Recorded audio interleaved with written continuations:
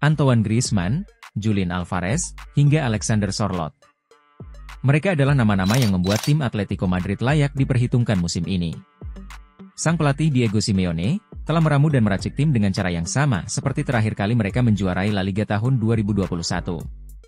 Setiap pemain telah meningkat di bawah pelatih asal Argentina itu, dan berkat taktik dan strateginya tim telah menghasilkan gol demi gol yang memberi kemenangan. Di awal musim, Atletico tidak diperhitungkan untuk bisa bersaing menjuarai La Liga lantaran skuad utamanya hampir sama seperti musim-musim sebelumnya. Ditambah lagi, sang rival Real Madrid kedatangan superstar Kylian Mbappe. Serta, Barcelona mendatangkan pelatih bertangan dingin asal Jerman Hansi Flick. Lantas, Atletico pun tak tinggal diam. Mereka menjadi aktif di bursa transfer pemain untuk meremajakan skuad agar tetap kompetitif, baik di kompetisi domestik maupun Eropa. Sejak Diego Simeone mengambil alih pelatih kepala, tim ini berhasil mencapai final Liga Champions dan pernah menjuarai La Liga yang tentu saja mengubah peta persaingan menjadi 3 tim dominan di papan atas klasemen La Liga. Secara teori, jika Anda ingin tetap kompetitif di La Liga serta di Liga Champions, maka Anda harus meningkatkan kualitas dan kedalaman skuad. Begitu juga dengan tim Atletico Madrid, hal pertama yang harus mereka lakukan adalah menginvestasikan sejumlah uang terlebih dahulu, dan menyingkirkan pemain minim kontribusi. Namun, siapa saja pemain yang membuat Atletico begitu menakutkan dan layak diperhitungkan musim ini?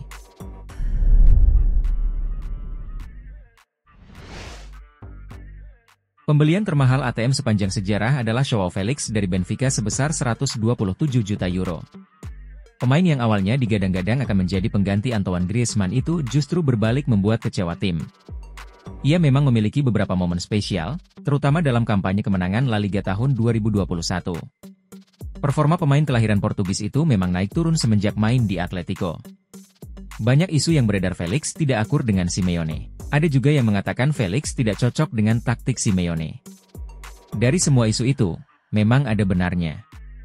Jika kita melihat profil Diego Simeone, ia lebih menyukai pemain yang bekerja keras, agresif, dan mau berlari sepanjang 90 menit penuh. Dan itu semua tidak ada dalam profil Joao Felix. Maka dari itu, jangan heran jika kita melihat karirnya di Atletico Madrid sering keluar masuk sebagai pemain pinjaman. Namun jendela transfer musim panas lalu, Felix akhirnya benar-benar dilepas Atletico Madrid. Ia dijual ke Chelsea dengan biaya 52 juta euro. Meskipun itu adalah kerugian finansial terbesar setelah dibeli seharga 127 juta euro.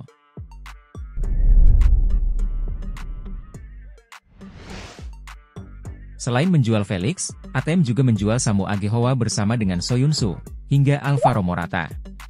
Dengan begitu, Atletico wajib melakukan belanja besar untuk menambal kekosongan ruang.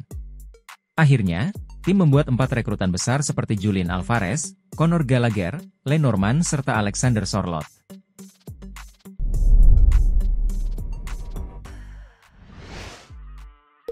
Nama Julian Alvarez, ia adalah rekrutan besar pertama yang menghabiskan 75 juta euro. Di sini jelas bahwa, tim membutuhkan tandem yang sepadan untuk Griezmann di pos lini depan. Striker muda berbakat asal Argentina itu telah menang dimanapun ia bermain baik di klub maupun di timnas. Alvarez membantu Argentina menjuarai Piala Dunia 2022 Qatar dan menyumbang 4 gol, dan 2 gol diantaranya datang dalam laga semifinal melawan Kroasia. Tidak hanya di timnas, perjuangannya di klub bersama Manchester City juga mengesankan.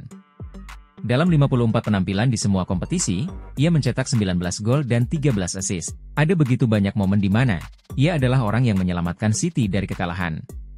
Selain itu, fleksibilitasnya memungkinkan ia bermain baik sebagai striker dan saling melengkapi bersama Erling Haaland. Mungkin orang lupa bahwa ketika Kevin De Bruyne mengalami cedera selama setengah musim, Alvarez lah orang yang menggantikan perannya. Ia melakukannya dengan sangat baik di pos lini tengah, mengingat itu bukanlah posisi alaminya. Kontribusinya sangat berperan dalam kampanye sukses Citizen mempertahankan gelar Liga Premier, serta mencapai final Piala FA. Penampilannya yang konsisten telah memperkuat reputasinya sebagai penyerang dinamis yang membuat dampak signifikan di setiap pertandingan, dan performa itu terus berlanjut bersama Atletico Madrid hingga saat ini. Sekarang, ia telah beradaptasi dengan baik dengan mencetak 2 gol melawan Sparta Praha di Liga Champions, dan mencetak 1 gol dan assist melawan Real Valladolid serta kemenangan melawan Real Mallorca. Kemampuan beradaptasinya di berbagai posisi berbeda di lini depan membuatnya sangat cocok dengan taktik Simeone. Sebagian besar ia dipasang di lini depan dan terkadang di posisi sayap.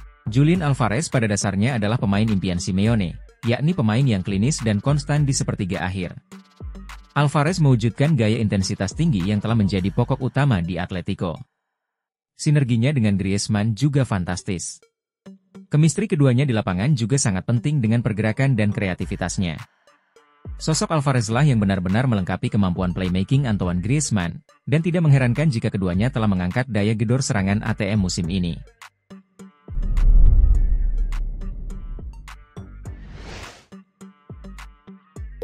Ada nama Alexander Sørloth yang direkrut dari Villarreal. Striker asal Norwegia itu didatangkan untuk menggantikan peran Alvaro Morata yang hijrah ke AC Milan. Dengan postur hampir 2 meter, kemampuan menyundulnya membuat menjadi ancaman di udara. Sekarang, Atletico memiliki striker on target yang dapat mereka gunakan untuk mengirim umpan silang. Selain itu, ia juga kuat secara fisik sehingga ia dapat menahan permainan untuk rekan setimnya seperti Griezmann dan Alvarez. Tentu saja Sørloth adalah seorang finisher yang hebat. Lihat saja dalam laga melawan Getafe, Simeone menempatkannya dengan pola 4-4-2 dengan Griezmann dan Alvarez di lini depan. Namun, Sørloth seperti kartu liar. Ia terkadang bergerak ke lini depan untuk membuat kekacauan, dan membuat serangan menjadi tak terduga.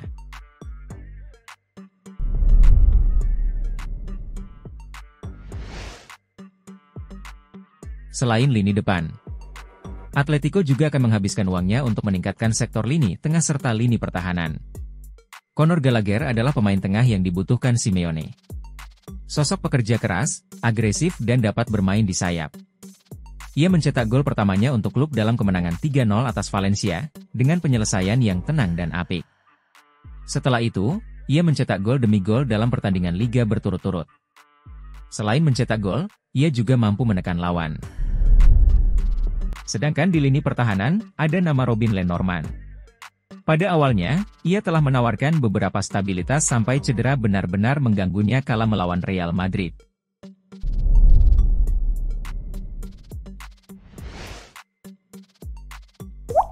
Jika menyebut nama Antoine Griezmann, mungkin sudah tidak asing lagi bagi fans ATM. Lihat saja penampilannya dalam kemenangan comeback melawan Sevilla. Ada alasan mengapa ia dianggap sebagai pemain Atletico Madrid terhebat sepanjang masa. Ia adalah sosok legenda sejati, namun sayang sekali ia pergi ke Barcelona dan sampai detik ini ia belum pernah mencicipi gelar La Liga.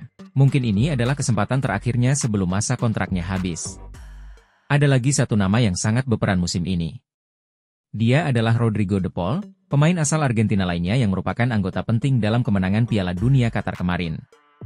Dia agresif dalam memenangkan bola kembali, dan kejam dengan bola di kakinya. Ia selalu menemukan umpan yang tepat yang menghubungkan pertahanan dengan serangan.